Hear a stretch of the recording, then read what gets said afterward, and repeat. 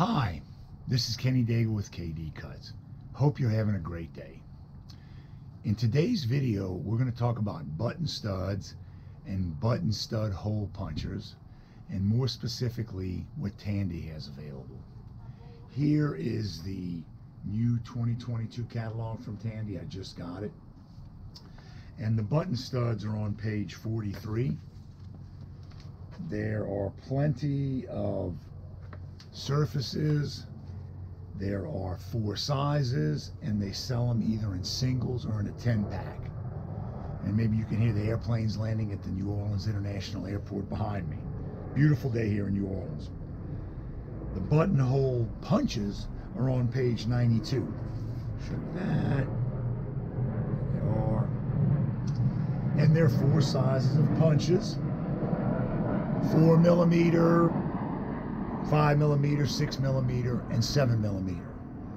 Now, it should be obvious that the smallest punch is for the smallest stud, but when I go to the store, it's a little bit confusing. So what I did is I took the 2 tables from the 2 different pages and I combined them into one.